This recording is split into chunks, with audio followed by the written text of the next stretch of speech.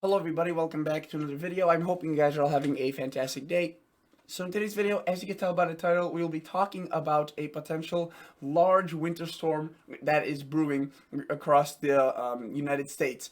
And its impacts will be stretching from severe weather, very heavy snow, widespread rainfall, heavy rainfall, and strong winds, warm temperatures, cold temperatures. It's going to be a very impactful, multifaceted system, multi-faced, if you will, and it's going to be bringing a lot of impacts. This system is already moving into the United States as we speak right now, bringing heavy snow across the Sierra Nevada, and will continue to bring snow across Utah, Idaho, Montana, Colorado. Very widespread snow event. And yeah, this thing could definitely be a storm that we haven't seen in a while. It's going to have a lot of characteristics that are going to be extreme about it. So let's just start talking about it right now. First off, let me show you the current National Weather Service Weather Ready Nation map. Do note what we do have is characteristic kind of features of a storm system. So obviously we have the winter storm warnings and the winter weather advisories where the snow, could fall pretty heavily and create hazardous impacts. We also have wind warnings. There will be quite strong winds screeching from the south and west, exaggerating a lot of the snow amounts across these big mountain ranges here, as it kind of squeezes out some extra precipitation and moisture from those clouds. Do note we also have red flag warnings across a good portion of Colorado, into Kansas, into even Wyoming, South Dakota, and some alerts and with special weather statements about the fire danger. That's to do with drier conditions and predominantly the strong winds that are coming out of the southwest, which is why if you live across the Midwest, kind of the Central Plains today, it was very, very warm. Here it was 60, and this whole week is going to be absolutely gorgeous, and that's because of this big system that's sitting here, spitting these very warm temperatures, very strong winds, and that could increase that fire danger, but also creating some very, very nice weather conditions. So do notice that as I put this into motion on the GFS model, the actual storm system, this is what it looks like right now. You can clearly see there's a large area of precipitation, snow, rain, and whatnot that's pretty stretched out, and the system will split off into two pieces. So one piece of energy will kind of stay and linger towards the south while one shoots up towards the north. You can see that northern one brings quite a bit of snow into Idaho, into Montana, into southern Canada, and it continues to, because of how slow moving the system is as it splits into two parts, you can see the southern part starts intensifying, bringing snow into the Wasatch, or into a lot of portions of the Colorado kind of Rockies, the Grand Tetons. You can see Wyoming right there getting it on some snow, southern Colorado, and you can see these winds, right, exaggerated by the strong high pressure across the New England kind of area, the northeast coast,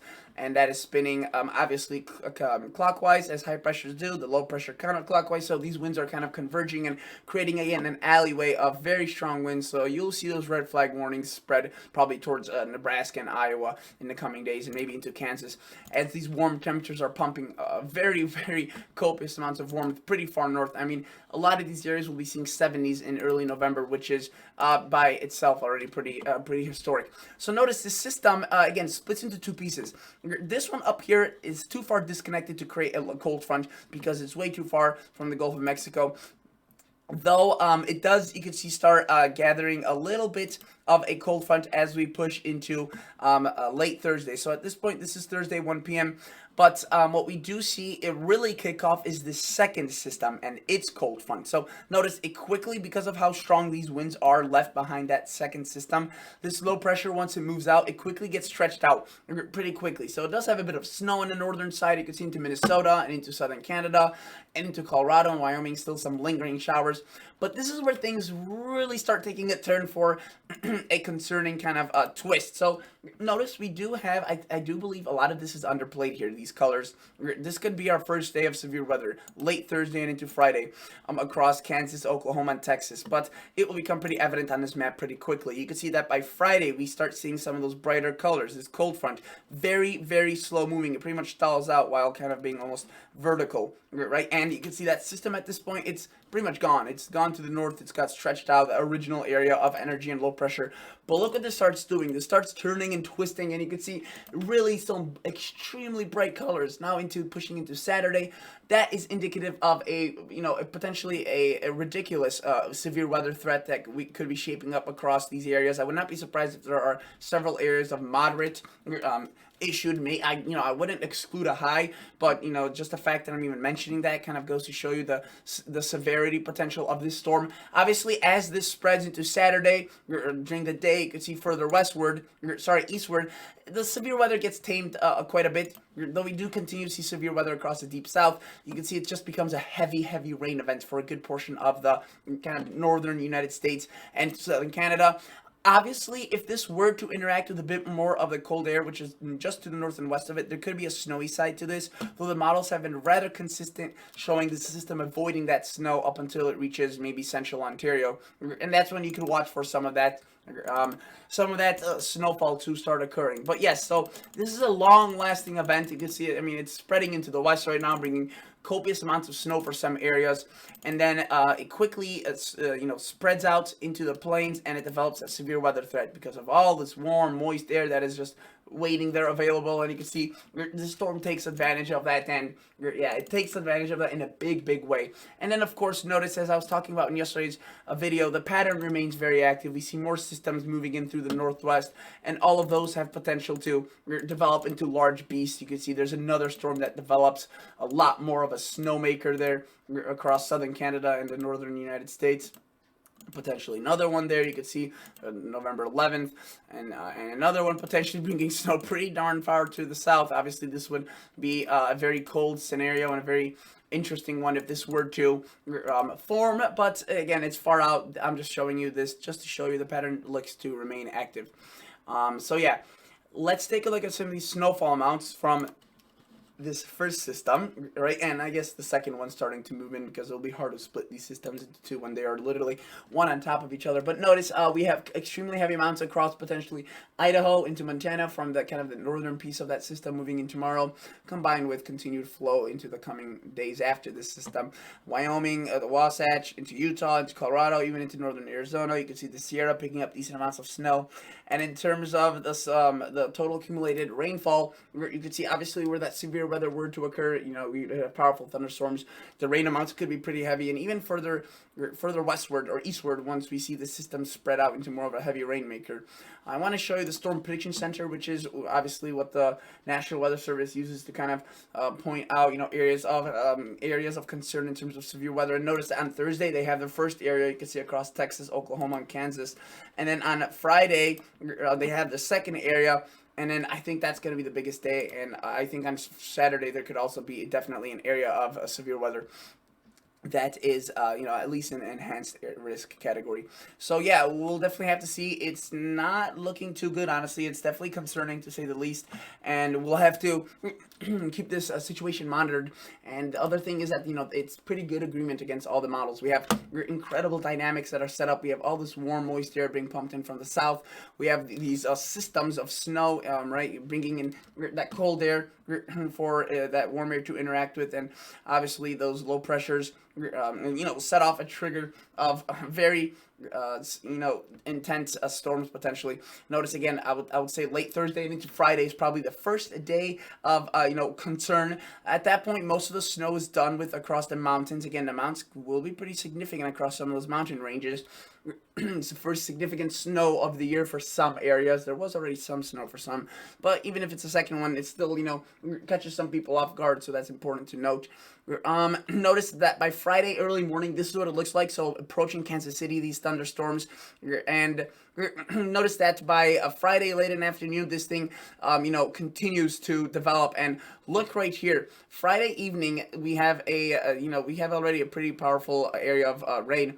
Look what happens here. Boom, we see an explosion across potentially Texas and into Oklahoma and into maybe even Missouri, Kansas. This is what we're especially concerned about. I mean, this is asking, just for an area of enhanced or moderate to be issued.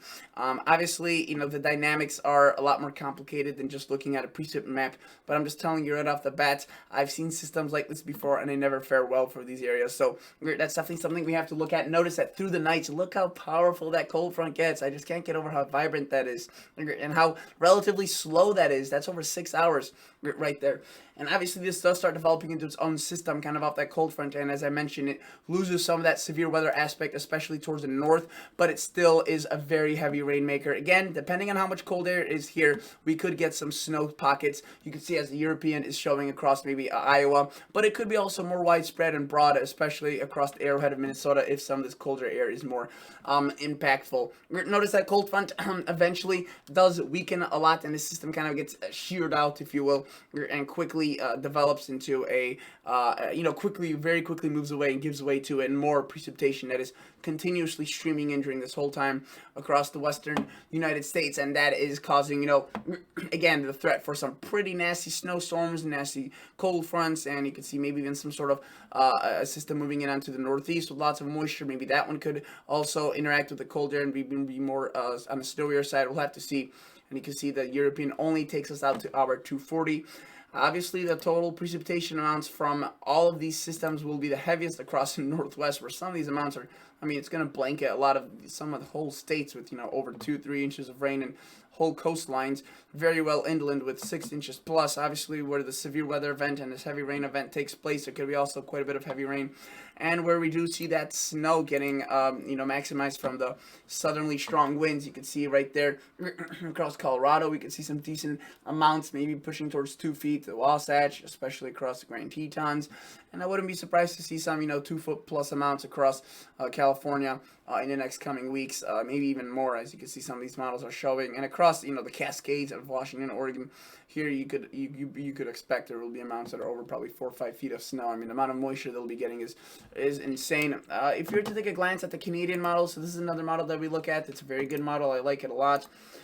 It shows very similar features, as you can tell by looking at that precip snapshot right there. But let's just play this through again. There's that first system, there's that first part of it, there's that second part of it, there's that cold front, severe weather side of it, quickly moves out. And notice that we do have a lot of systems moving through the United States, and the activity stays active, so and pretty robust. So that's definitely something to point out. And again, that severe weather threat is not that far out, relatively. It's 3 to 4 days out. So, if you live across these areas, I wouldn't necessarily say start preparing, but just stay alert. Your local National Weather Service will keep you updated, because this is definitely something that's either going to cause a lot of rain, a lot of flooding, or it's going to result in, obviously some damage from those severe, potentially probably winds, maybe even tornadoes, just your classic threats you see with these type of storms. So that is definitely something I am concerned about. Looking at some of these ensembles, remember I was showing you some of these yesterday, and obviously there's 50, so I won't be able to show you all of them, but what I could show you is just a few of their 15-day kind of snowfall outlook. This is a good way just kind of to measure where the active precipitation pattern may be setting up. Notice a lot of it obviously favors southern Canada, the northern United States, and into the western United States. Look at some of these snowfall amounts here. Probably getting close to 50, 60 inches, and some maybe even closer to 80 inches. Notice that there are some model ensembles that show some snow pretty far to the south. This is rather unrealistic. But, this takes us through 384 hours, so middle of November. This has happened before. So, it's not to say that it can't happen. It's just unlikely. Same thing with, with models and maps like this.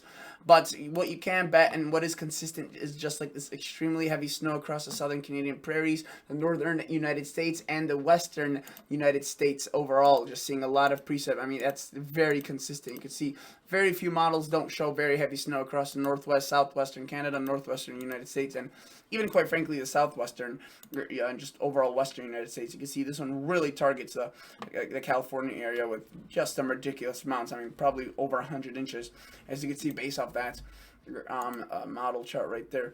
So it looks active. Again, nothing really has changed since yesterday, except today I just decided to focus more on the system that is becoming more and more likely and will probably be dangerous. So stay tuned. I'll keep you guys updated. For now, that's it. Thank you guys. See ya.